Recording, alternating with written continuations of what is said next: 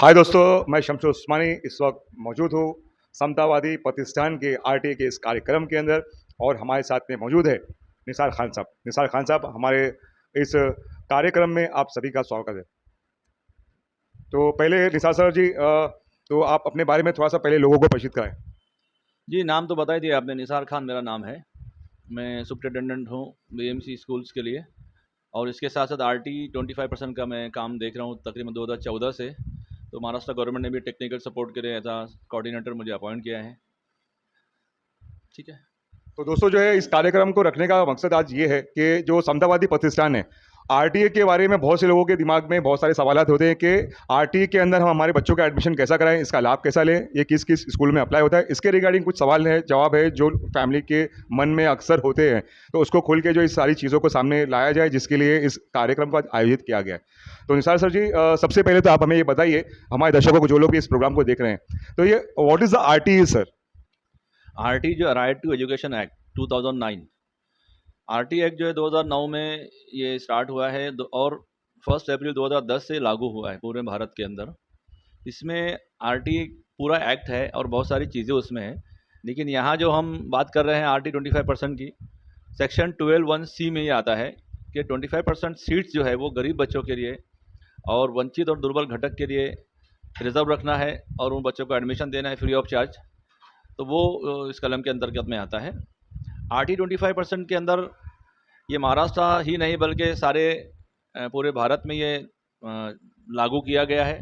अभी पिछले 2 हफ्ता पहले एक हमारा सेमिनार था न्यूपा की तरफ से, उसमें पूरे भारत के हर राज्य के लोग इसमें शामिल हुए थे। ऑनलाइन ओरिएंटेशन प्रोग्राम था। तो हर राज्य ने बताया कि वो किस तरह आरटी एक्ट को कंप्लाई कर रहे हैं, किस तरह से वहाँ चल रहा है। तो हर एक ने वो पेश किया। महाराष्ट्र की तरफ से हम 2 लोग थे, मैं था और हमारे एक सुपरिटेंडेंट और थे। हमारे राज्य में महाराष्ट्र में क्या हो रहा है हमने बताया।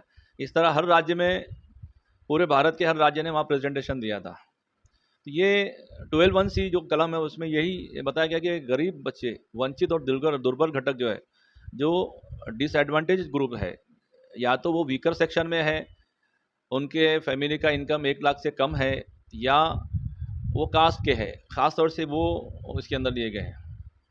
और मैं आपको ये 2 कैटेगरी तो हो गई है, एक तो वीकर सेक्शन जिनका 1 लाख से कम का इनकम है, और दूसरे जो कास्ट में एससी है, एसटी है, वीजेएनटी, तमाम तरह की जो कास्ट है जो नोटिफाई किए गए हैं।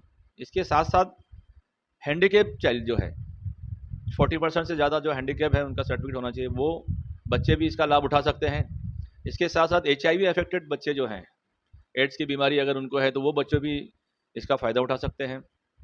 इस साल गवर्नमेंट ने एक चीज़ और ऐड की है, कोविड अफेक्टेड पेरेंट्स के बच्चे, ऐसे बच्चे जिनके माता पिता दोनों में से कोई एक या दोनों कोविड में उनकी मौत हुई है, तो वो बच्चों को भी इसका लाभ उठा सकते हैं। इस तरह 5 कैटेगरी के बच्चे हैं इसका लाभ उठा सकते हैं। तो जैसा कि दोस्तों सर ने आपको अभी बताया कि आरटी एक्चुअली है, होता कैसे, आरटी एक्चुअली है क्या, और आरटी का बेनिफिट कौन कौन ले सकता है, उन्होंने सर ने जैसे बताया। तो और भी बहुत सारी इन्फॉर्मेशन जो सर से हम लेंगे अभी, जो हमारे साथ में मौजूद है। हम चाहते हैं कि पूरा का पूरा फायदा जो है आप लोगों को इसका हो। तो सर, मुझे आप बताइए कि इसका एक्चुअली क्राइटेरिया जो है वो क्या है, आरटी फॉर अप्लाइंग।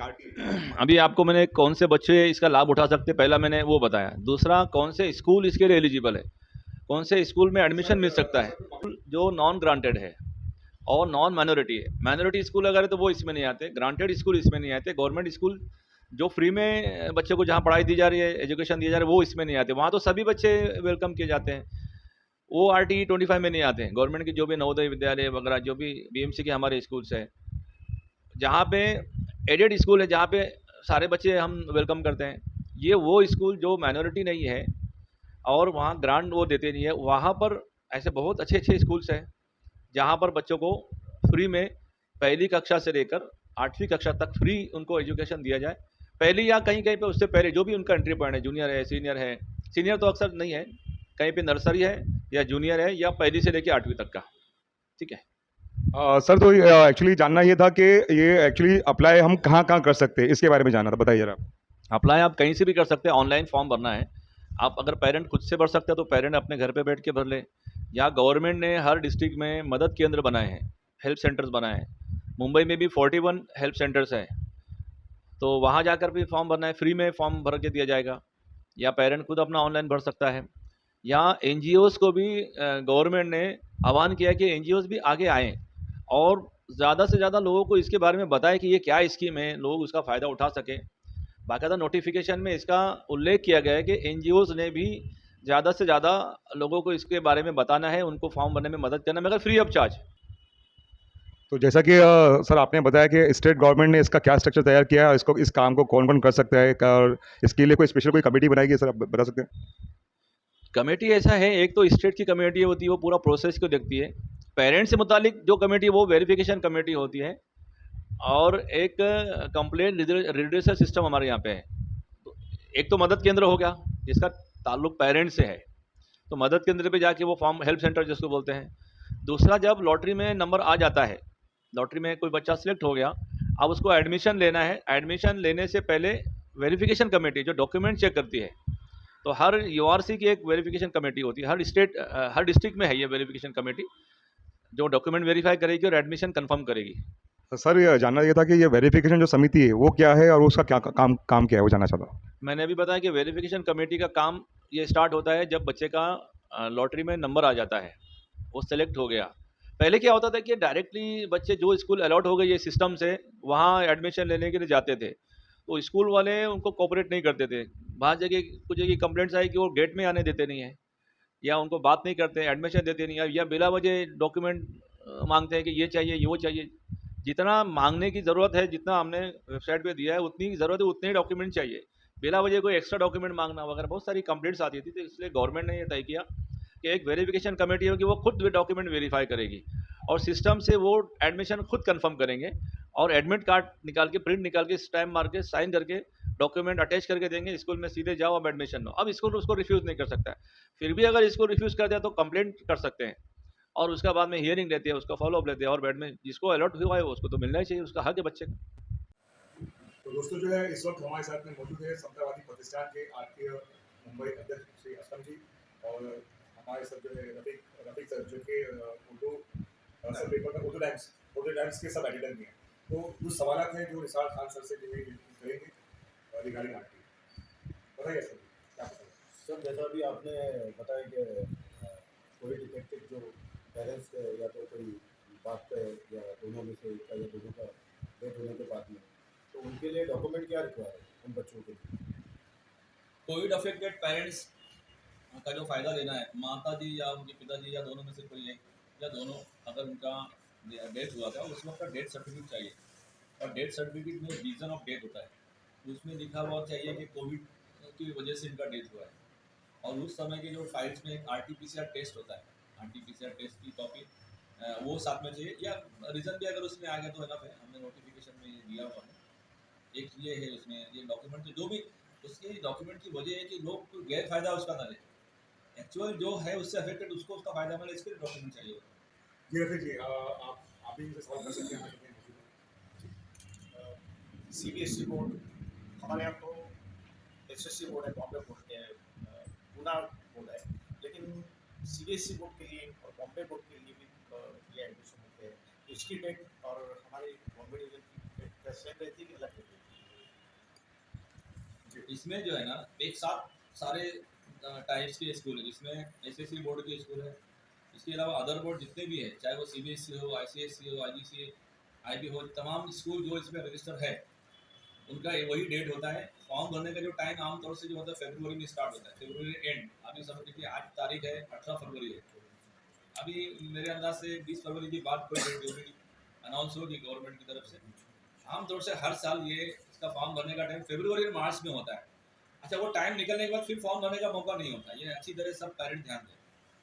वो राउंड जब तक शुरू है वो डेट के अंदर ही फॉर्म भरना है। अच्छा, इसके बारे में गवर्नमेंट नोटिफिकेशन देती है, प्रेस नोट निकालती है, हर डिस्ट्रिक्ट एजुकेशन ऑफिसर इसकी जो है वो प्रसिद्धि करते हैं सोशल मीडिया पे, उसका आपको ध्यान रखना है, वेबसाइट पे देखते रहना है। वो डेट निकलने के बाद आप चाहोगे हम फॉर्म भरे तो फिर नहीं हो सकता। ये जो उसका टाइम रहेगा, एक ही बार उसका एप्लीकेशन राउंड होता है, फिर लॉटरी एक बार लग गई तो फिर आप नया कोई एप्लीकेशन नहीं कर सकता।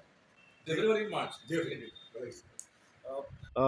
कुछ बच्चे जैसे फर्स्ट में एडमिशन ले लिया SSC बोर्ड में अपने, और वो जो है स्कूल छोड़ दिए, किसी वजह से उनका स्कूल छूट जाता है, तो क्या बाद में वो एडमिशन ले सकते हैं दोबारा वो? और एक सवाल और ये है कि कुछ बच्चे जैसे हमारे एसएससी बोर्ड के स्कूल में एडमिशन ले लेते हैं, लेकिन वो चाहते हैं नेक्स्ट ईयर कि हम सीबीएसई बोर्ड में या दीगर कोई दूसरे बोर्ड में एडमिशन लेना चाहते हैं, तो क्या वो ले सकते हैं? देखिए, मैंने अभी वही बात मैंने इससे पहले बताया, RT 25% का जो अलॉटमेंट है, सीट है, वो एक ही मरतबा अलॉटमेंट होगा। और वो जो स्कूल सिस्टम से मिला है, क्योंकि जो ऑप्शन भरने 10 स्कूल आपको खुद सेलेक्ट करने हैं, मगर 10 में से जो मिल गया है वो वही लेना होगा, और वो सीट उस स्कूल के लिए ही होगी। आपको चेंज करना है तो आप जनरल कोटे में भी जाओगे, वो RT 25% का फ्री सीट आपसे निकल जाएगी, आप उसमें से एग्जिट हो जाओगे। ठीक है। जितने भी दर्शक जो है इस कार्यक्रम को देख रहे हैं, सबके मन में एक सवाल है कि भाई ये सारी स्कीम का फ़ायदा लेने के लिए हमें उसको अप्लाई कैसा करना है, जो आपने बताया, लेकिन उस अप्लाई करने के लिए क्या क्या डॉक्यूमेंट का रिक्वायरमेंट है, उसके बारे में थोड़ा विस्तार से बताइए आप। हाँ, ये अच्छा सवाल है। रिक्वायर्ड डॉक्यूमेंट, पहली बात तो ये वेबसाइट आप ज़रूर देखें, उसमें क्या क्या है, सब कुछ उसमें दिया गया है, क्या डॉक्यूमेंट चाहिए। एक हमारा क्लियर वहाँ ऑप्शन है रिक्वायर्ड डॉक्यूमेंट, जैसे आप क्लिक करोगे तो उसमें सारे डॉक्यूमेंट क्या चाहिए वो लिखा हुआ है। अब मैं आपको बता दूँ, सबसे पहले बर्थ सर्टिफिकेट चाहिए, बर्थ प्रूफ के लिए बच्चे का बर्थ सर्टिफिकेट चाहिए, एक इंपॉर्टेंट डॉक्यूमेंट हो गया। उसके बाद उसका रेसिडेंस प्रूफ चाहिए पेरेंट का, वो रहते कहाँ हैं।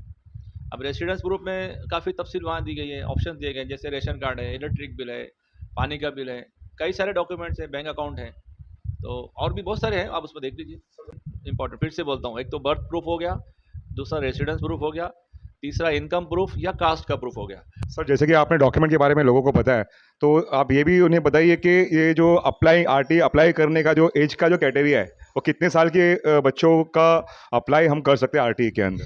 देखिए, बेसिक बात है, नर्सरी के लिए 3 साल, नर्सरी के लिए 3 साल, जूनियर केजी के लिए 4 साल, सीनियर केजी के लिए 5 साल और पहली के लिए 6 साल। पहली के लिए 6 साल, उससे एक एक साल आप कम करते जाओ, आसान हिसाब है सबके लिए समझ में आने का।